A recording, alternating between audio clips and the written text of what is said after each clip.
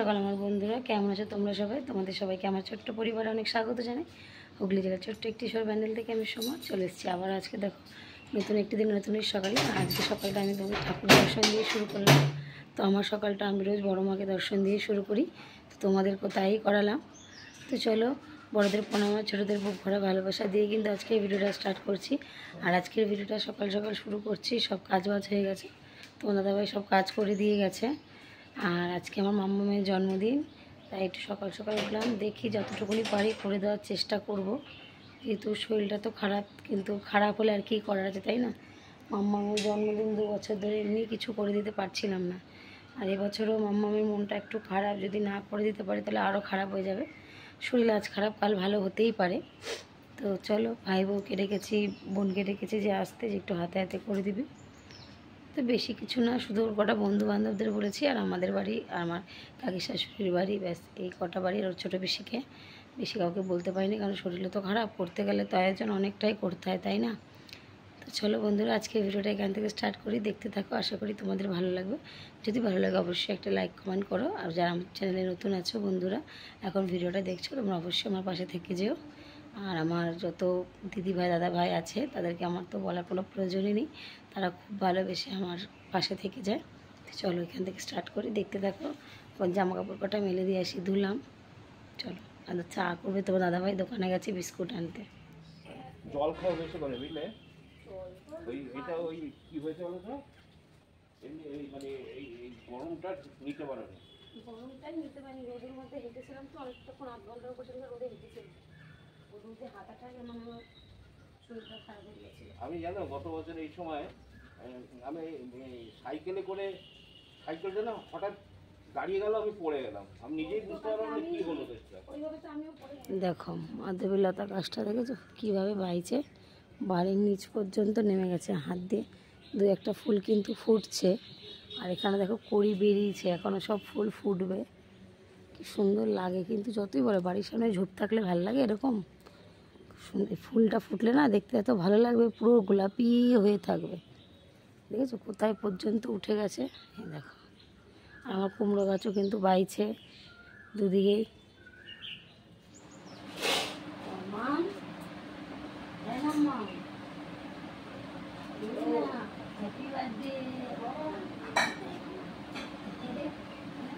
আবার এনা তোমার একটা, আবার তোমার জন্য একটা এনেছি না। দেখো তো, দেখো তো, এই দেখো।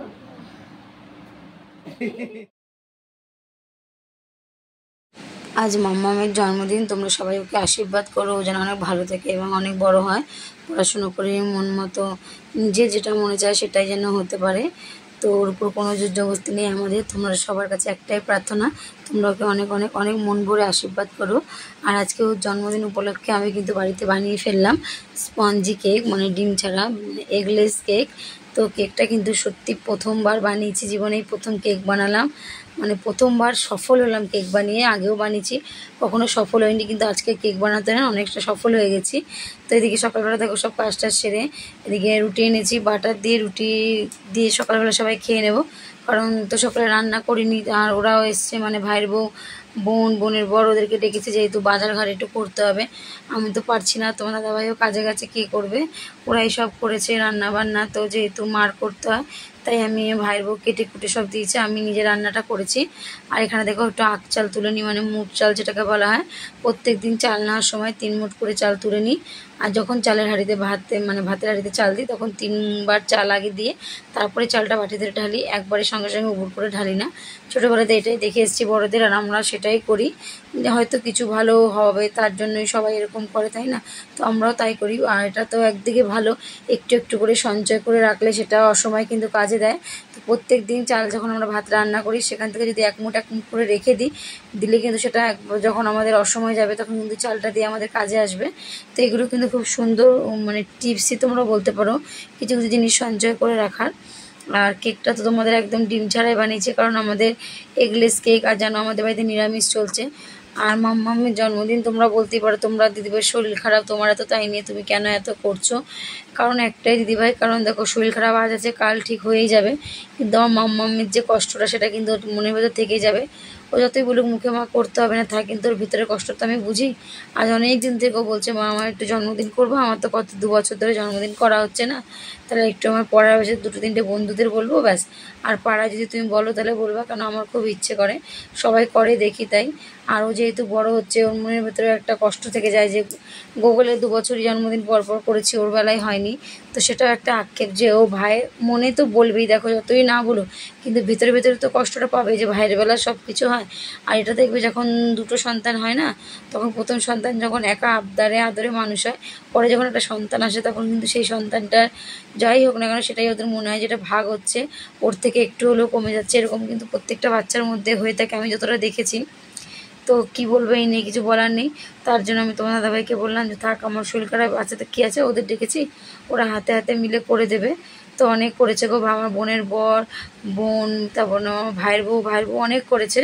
তো ওরা যথেষ্ট সব কিছু করে দিয়েছে, আমি খালি রান্নাটাই করেছি জাস্ট, কারণ রান্নাটা মাম্মাম যেহেতু ওদের হাতে খাবে না, আমি রান্না করতে হবে, তার জন্য আমি রান্না করেছি। আর নিরামিষ মানে বুঝতে পারছো আমাদের নিরামিষে কী রান্না করবো জানো, এই একটা চিন্তা লেগে গেছে, মেয়েটাকে দেবো খেতে, দুপুরে কী দিয়ে দেবো। তারপর ঘরে কলমি শাক ছিল, উচ্ছে ছিল, পেঁপে ছিল, কুমড়ো ছিল, তো উচ্ছে আলু ভাজা করেছি, কলমি শাক করেছি আলু দিয়ে, তারপর 3 রকম ভাজা, আলু ভাজা, ভেন্ডি ভাজা, কুমড়ো ভাজা, আর পেঁপে দিয়ে ডাল আর আলু পোস্ত। এই খাবার করেছি, দুপুরে সবাই খেয়েছি। মাম্মামকে সবাইকে দেওয়ার আগে তো মাম্মামকে দিয়ে দিয়েছি, কারণ মাম্মামকে যেহেতু আগে খেতে দিতে হবে। আর এখানে দেখো সবজি নিতে এসেছি, সবজি ঘরে কিছুই ছিল না, এদিকে বাজারে যাওয়া হচ্ছিলো না, মনে মনে ভাবছিলাম যে কখন যে বাজারে যাব সবজি আনবো। আর মাম্মামকে একটু স্যালাড কেটে দিতে হবে, মাম্মাম স্যালাড খেতে খুব ভালোবাসে ভাতের সাথে, সেটাকে দিতে পারবো না, এরকম একটা চিন্তাধারা করছিলাম। বলতে বলতে দেখি সবজিওয়ালা এসছে, তো সবজি নিলাম। সবার আগে শসার গাজরটা নিয়েছি, কারণ মাম্মামকে স্যালাড করে দিতে হয়েছে, মাম্মাম যেহেতু স্যালাড ভালো খায় তোমরা জানো। আর এখানে দেখো পোস্তটা বাকি ছিল, পোস্তটা কিন্তু আমি করে নিচ্ছি। আর গ্যাসটা মুছিয়ে নিয়েছিলাম, কারণ তোমার এই ডাল করেছিলাম, তো ডালটা সিটি মারার পর না ডালটার মধ্যে পড়েছিল, তাই কিন্তু একটু তেল তেল হয়েছিল, সেটা মানে জল হয়েছিল, তেল তেল জল সেটাই মুছে নিয়েছি। দিয়ে আবার যে পোস্তটা বসিয়েছি, পোস্তটা হলে কিন্তু আমার রান্না কমপ্লিট হয়ে যাবে, তারপরে কিন্তু মাম্মামকে খেতে দিয়ে দেবো।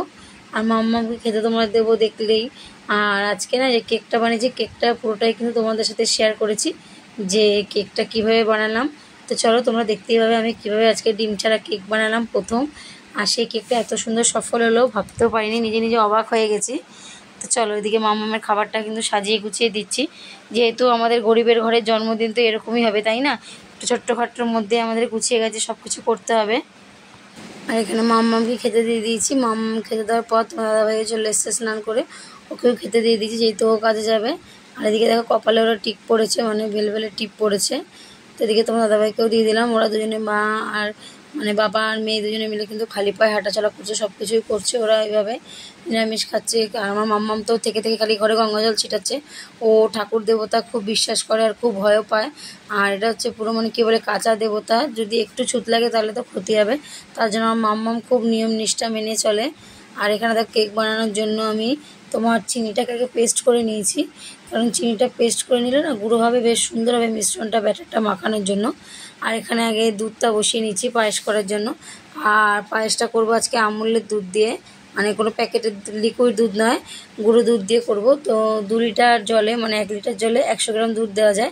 আর এখানে 2 লিটার জল নিয়েছি, 200 গ্রাম দুধ দিয়েছি।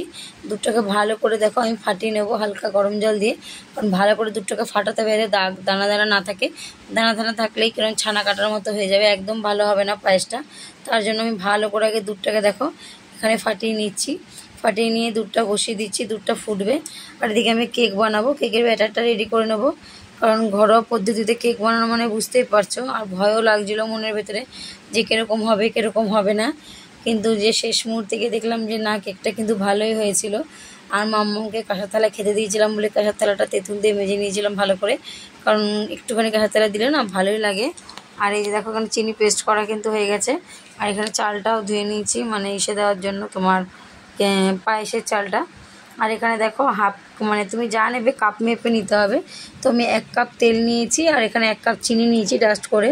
তো 1 কাপ তেলের মধ্যে 1 কাপ চিনি দিয়ে মিশ্রণটাকে ভালোভাবে ফাটিয়ে নিয়েছি। তো ভালোভাবে ফাটানোর পর সুজি আর ময়দা নিয়েছি, 2 কাপ সুজি নিয়েছি, 2 কাপ ময়দা নিয়েছি, মানে যাই নেবো সমান সমান নিতে হবে। আর এখানে ভ্যানিলা এসেন্স আমার কাছে ছিল না বলে আমি কফি নিয়ে এসেছি, কফিটাকে দুধের মধ্যে গুলিয়ে নিয়েছি, তার জন্য কালারটাও সুন্দর এসছে, খেতেও কিন্তু ভালো লেগেছে। আর এদিকে দেখো সুজির প্যাকেটটা কেটে নেবো, এখানে মেপে মেপে সুজি দিচ্ছি, 2 কাপ সুজি দিয়েছি আর 2 কাপ ময়দা দিয়েছি, দিয়ে ভালো করে দুধ দিয়ে মাঝে মাঝে একটু একটু দিয়ে ভালো করে ফাটিয়ে নিয়েছি। ফাটিয়ে নেওয়ার লাস্টে একটু খাবার সোডা আর বেকিং পাউডার, মানে বেকিং সোডা বেকিং পাউডার এই দুটো মিশিয়ে দিয়েছি। মিশিয়ে দেওয়ার পরে তারপরে রেখে দিয়েছি, প্রায় আধ ঘন্টা থেকে 1 ঘন্টার মতো রেখে দিয়েছি। আর লাস্টে তোমার সব মানে যখন বসাবো উনুনে নুন দিয়েছি, দিয়ে নুনটা গরম করতে বসি, তখন আমি একটু দুধের মধ্যে ইনো নিয়েছি 1 প্যাকেট, ইনোটা দিয়ে ভালো করে গুলিয়ে নিয়েছি। গুলিয়ে ওটাকে দিয়ে ভালো করে দুধের সাথে আবার ফাটিয়ে নিয়েছি। ফাটিয়ে নিতে নিতে নিতে নিতে যখন পুরো একদম মিশে গেছে, তখনই কিন্তু ওটা আমি একটা বাটির মধ্যে তোমার তেল দিয়ে ব্রাশ করে তেল দিয়েছি, তেল দিয়ে তার উপর একটা পেপার দিয়েছি, মানে অঙ্ক খাতার পৃষ্ঠারই দিয়েছি বলো, বাটার পেপার ছিল না ঘরে, তার জন্য ওই মানে খাতা থাকলে ঘরে খাতার পৃষ্ঠারও তোমরা দিতে পারো, আমি সেটাই দিয়েছি। আর 1 চিমটে নুন দিয়েছি, যেহেতু নুন দিতেই হয় প্রতিটা জিনিসে। তারপরে এইভাবে আমি কিন্তু কেকটা আজকে রেডি করেছি। চলো তোমরা দেখতে থাকো আমি কিভাবে কি করলাম আজকে সারাদিনে।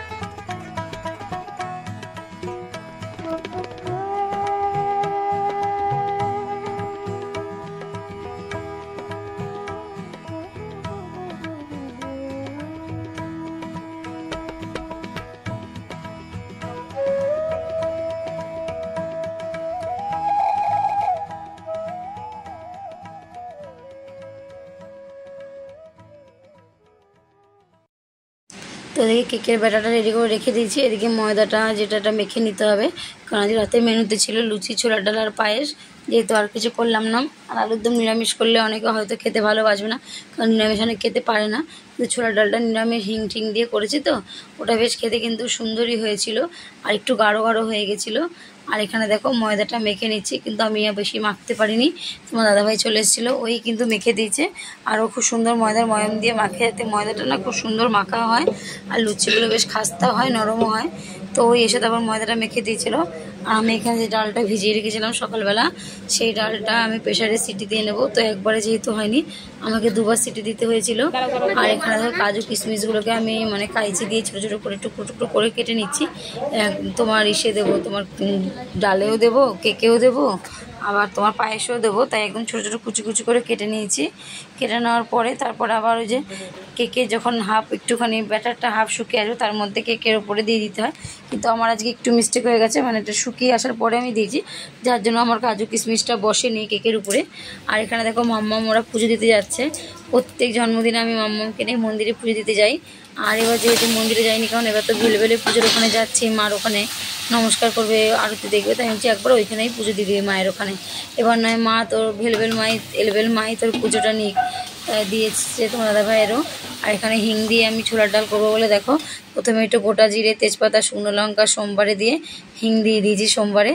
তারপরে কাজু কিশমিশটা দিয়ে যে মশলাটা করেছিলাম আদা জিরে কাঁচা লঙ্কা, সেটা দিয়ে ভালো করে নাড়াচাড়া দিয়ে নুন হলুদ একটু সামান্য মিষ্টি, যেহেতু কাঁচা লঙ্কা দিয়ে রান্না, একটু হালকা কষানোর সময় মিষ্টি দিলে না কালারটা যেন কত সুন্দর লাল লাল আসে। এই দেখো, তো মনেই হবে না তুমি কাঁচা লঙ্কায় রান্না করছো। তো ডালের মধ্যে দিয়ে জল দিয়ে ফুটাবো সাইডে।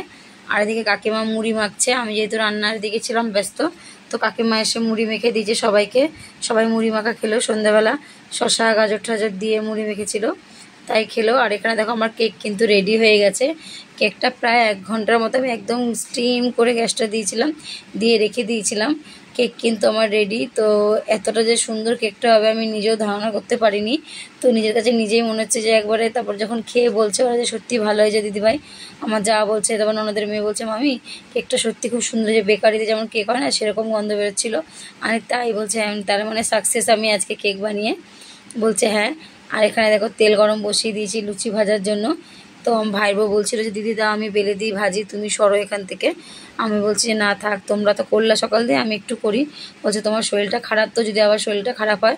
ওদিক থেকে ভাই বলছে ভাইয়ের বউকে যে তুমি যাও গিয়ে বেলো, দিদির শরীরটা খারাপ হয়ে যাবে। আমি বলছি না না কিছু হবে না, ভগবান ঠিক আছে, আর যদি কিছু হয় কালকে আবার ডাকবো যে পিয়া আসো, এসে আমার শরীর ঠিক করে দিয়ে যাও। আর ও হাসছে। তারপরে যে লুচিগুলো বেলে সব ভেজে নেব। ওরা বলেছিল, আমি ওদের দিনই লাস্টে আবার চা এসেছিলো ছোটো যা, ও আবার কতগুলো ভেজে দিল বেলে দিল। ও বললো দাও দিদি ভাই আমি করি, তুমি একটু ফ্যানের তলায় বসো, ঘামিয়ে যাচ্ছ। করে দিয়েছে, মিথ্যা কথা বলবো না, ভাইয়ের বউ ওরা তারপর যা ওরা সব হাতে হাতে করে দিয়েছে, কাকিমাও করেছে, সবাই মিলে মিশেই কাজ করেছি। যে তোমার শরীরটা খারাপ, নাহলে এইসব কাজ আমি একাই করি, কাউকে দিই না। তাও অনেকটাই মানে আরাম পেয়েছি, যেহেতু সবাই মিলে ভাগযোগ করে কাজটা করেছি। লুচি ভাজার পরে ডাল পায়েস তো আগেই হয়ে গেছে। এবার সব এক এক করে আসবে, মাম্মাম কেক কাটবে। আর মোমবাতি, কালারিং মোমবাতিগুলো এনেছিলাম, মোমবাতিগুলো কেকের চারপাশে পুরো মানে গেঁথে দিয়েছি, দিয়ে ধরিয়েছি। আবার যখন কাটা আরম্ভ হবে কেকটা, তখন আবার ওগুলোকে নিভিয়ে সরিয়ে দিয়েছি। এইভাবেই করেছি। তো আমাদের ঘরোয়া গরিবের জন্মদিন এইভাবেই আমরা পালন করি। আমরা কোনো আরাম বিলাসিতার মধ্যে দিয়ে যাই না, যতটুকুনি পারি ততটুকুনি দিয়ে বাচ্চাদের আনন্দ দেওয়ার চেষ্টা করি, কারণ এই ছোটোখাটো আনন্দগুলোই কিন্তু ওদের অনেক আনন্দ দেয়, জীবনে অনেক কিছু শিখিয়ে রাখে, অনেক কিছু আনন্দের মুহূর্ত ওরা কাটায়। তো যখন একটা সঙ্গে 10টা বাচ্চা এক জায়গায় হয়, তখন ওদের মনটাও আলাদা কিন্তু থাকে, অনুভূতিটা তো সবাই মিলে এক জায়গায় ছিল, খুব আনন্দ করেছে ওরা। এটাই আমরা চাই মা বাবারা, যে বাচ্চারা যাতে আনন্দে থাকে, ভালো থাকে। এর থেকে আমাদের কাছে চাওয়া কী আছে বলো, তাই না? এদিকে দেখো সবাইকে খেতেও দিয়ে দিয়েছি, নিচে বসিয়ে দিয়েছি চাদর পেতে, কারণ চেয়ারে 4 জন করে কতক্ষণে দেবে, তাই না? ওর জন্য বললাম নিচেই বসি, সবাই মিলে দিয়ে দিই। এখানে আমি, ভাইয়ের বউ, বোনের বর সবাই মিলে দেখো খাবার দাবার সার্ভ করছি। কিন্তু ভালোও লাগে একসাথে যখন সবাই মিলে সব কাজ করে না, তখন কিন্তু সেটা মজা পাওয়া যায়, এর আনন্দ মানে আলাদা হয়ে যায়, এর আনন্দ একসাথে মিলে কাজ। কথায় আছে যে কি একসাথে করি কাজ, হারি জিতি নাহি লাজ। তো একসাথে যাই করি সেটা যদি হারও হয় সেটারও কোনো কষ্ট হয় না, যেহেতু সব কিছু একসাথে করেছি সবাই মিলে। আর এখানে দেখো আমি এখানে খাবার বাড়ছি, খাবারটা কাকে দেবো জানো? রাস্তায় দেবো। তো আমার কাকিমা বলছিল যে প্রত্যেকবার জন্মদিনে পিসি আসে আমাদের বাড়ি, যাই হোক না কেন পিসি তো আসে। তো এবার যেহেতু পিসি নেই, মাম্মামও দুঃখ করছিল, তাই বলে পিসির নামে খাবারটা দিয়ে যদি সত্যি মানুষটা থাকে তাহলে এসে খেয়ে যাবে। তো আমি সত্যি খাবারটা দিয়েছি, দেওয়ার সঙ্গে সঙ্গে না একটা কালো বিড়াল এসেছিলো, এসে খাবারটা খেয়েছে, পুরো খাবারটা খেয়েছে জানো তো। আবার আমি জল দিতে ভুলে গেছিলাম, পরে এসে আবার 1 গ্লাস জলও দিয়ে গেছি, যেহেতু খাবারটা